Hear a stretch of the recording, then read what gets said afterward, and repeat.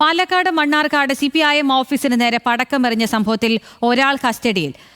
പുല്ലശ്ശേരി സ്വദേശി അഷ്റഫിനെയാണ് മണ്ണാർക്കാട് പോലീസ് കസ്റ്റഡിയിലെടുത്തത്. വിവരങ്ങളുമായി പാലക്കാട് നിന്ന് അജിത്ത് ചേരും. അജിത്ത്, എന്തൊക്കെയാണ് വിശദാംശങ്ങൾ?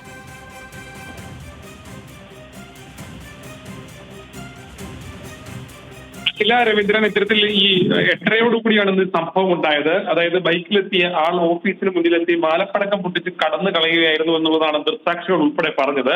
ഇതിന് പിന്നാലെയായിരുന്നു മണ്ണാർക്കാട് സ്ഥലത്തെത്തി ഈ ദൃക്സാക്ഷിയിൽ നിന്ന് വിവരങ്ങൾ ശേഖരിച്ചത്. അതോടൊപ്പം തന്നെ CCTVയിൽ നിന്ന് വിവരങ്ങൾ ശേഖരിക്കുന്ന സാഹചര്യമുണ്ടായി.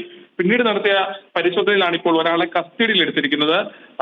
ഇത്തരത്തിൽ ഈ നേരത്തെ അഖിൽ സൂചിപ്പിച്ചതുപോലെ തന്നെ പല്ലശ്ശേരി സ്വദേശിയായിട്ടുള്ള അഷ്റഫിനെയാണ് കസ്റ്റഡിയിൽ എടുത്തിരിക്കുന്നത്. ഇയാളെ ഇപ്പോൾ ചോദ്യം ചെയ്യുകയാണ്.